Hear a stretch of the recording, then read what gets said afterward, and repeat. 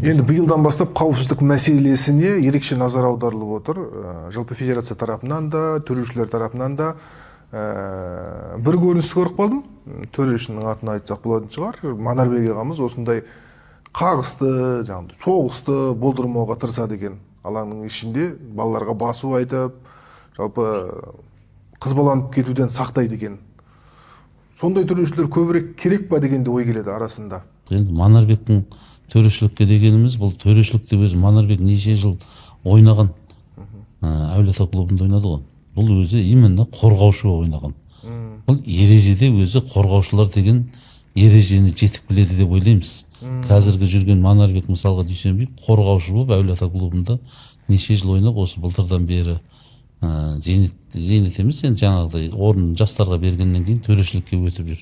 Қазір жаңа өзің айтқан Манарбектің ескерту беріп атқаны себебі өзінің ойын тәжірибесінде көрген қателіктерін, сондайларды аңғарғаннан кейін сол болдырмау үшін. Енді біздің көкпардағы жігіттер, көкпардағы командалар кейбірі деп айтайықшы, неге жеңілісті, неге ұтылысты қабылдай алмайды? Білмеймін, бұл енді бұрын алды бұлар спортқа қатыспаған жаңағындай қағидаларды көрмеген деп ойлаймын да мен. Бұлар жаңағындай бір ұтат, екі ұтат содан кейін ұтылса бір как будто бір бәле құлақ бағандай болады да. Сондай не қылады? Жоқ, ұтыла білу керек, ұтада білу керек. Ұтылған адам келесі жол қайтадан күндігіне бір тренировка істесе, ол аптасына 5-6 тренировка істесе, значит ол 10 тренировка істеп келіп келесі жол ұтуға тырысу керек. Соған дайындалу керек. Қай жерден жаңа кеткен еселерін қайтару керек. Атынан кетіп қалды ма, жоқ баладан кетіп қалды ма. Соның бәрін отырып, қарап, талқылап, өздері жаңа 12 көкпаршысы бар, жетекшісі бар, жаттықтырушысы бар, бәрі отырып, жаңа қазір не бар ғой, таспаларда телевизордан, видиктен қарап отырып, соны сен міне жерден жіберіп қойдың. Сол жібергеннен гол соғып қойды, олар ұтып кетті деген сияқты қылып, соның бәрін есептеп, қарап, сол жерде алаңға шыққан кезде сол жерде сен міне жерде өткен жол былай жіберіп қойып едің, значит міне жерден былай бұрып, былай кетіп қалуың керексің деп, соның бәрін жұмыс істеген адам, значит ол шыңдалып өсе береді. Жаңа айтып жатырмын, ұтыла да білу керек. Кейбір бізде қазақи нелер бар, ұтылса өкпеле борсығып сөйлемей кетеді. Бір не еркін күрестен жаңағы трехкратный олимпийский чемпион Бувайсар Сайтиевтің айтқаны бар.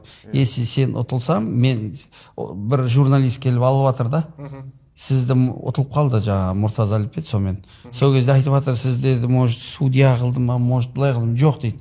Маған оказывается надо двойне тренироваться, тройне тренироваться дейді да. Екі рез, үш рез жаттығу жасауым керек. Мен екі резім, значит оған жетпеді. Маған тағы да тренировкам қосуым керек, сол кезде ұтам дейді. То есть кемшілікті өзіңнен іздеуің керексің да. Төрешіден емес, аттан емес, өзіңнен.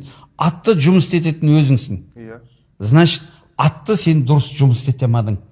Атты алаңға шығып жұмыс істете алмағанда, ол үйде жұмыс істеу керек.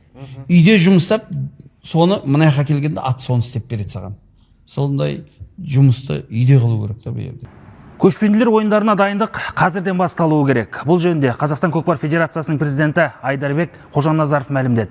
Оның айтуынша жаттығу жұмыстарының үзілмегені маңызды. Бұған қоса көрші елдермен жиі жолдастық кездесулер өткізіп, жігіттерді бабында ұстауға жіті көңіл бөлінеді. Осы мақсатта жуырда ғана Шымкентте көкпардан алғашқы клуб аралық Қазақстан кубогы өтті. Артынша ұлттық құраманың жігіттері сол жерде жаттығу жиынына қалып, жалпы физикалық дайындықты пысықтап жатыр. Ал алдағы жылы жаттығудың да, жарыстың да саны артады және ең басты мақсат жоғарыда айтқандай көрші Қырғыз елінде өтетін дүниежүзілік көшпенділер ойындарында лайықты өнер көрсетіп, жақсы нәтиже тіркеу дейді Айдарбек Қожаназаров. Есіңізде ме, біз көшпенділерде енді көп сын болды біздің командамызға. Бірақ ешкім білмейді, көшпенділердің алдында біздің құрамамыз оңай ойын болған жоқ. Осыны болдыртпау үшін бізде ай сайын ойын болып тұру керек, тәжірибе болып тұру керек. Керек болса қырғыздармен ойнау керек, керек болса өзбектермен ойнау керек. Өздеріміз бірге осындай ойында кубоктар өтіп тұру керек. Сонда ғана біздің құрамамыз мықты, шынайы, әдемі көкпарды көрсетеді, және біздің жалауымызды ешқашан да түсірмейді.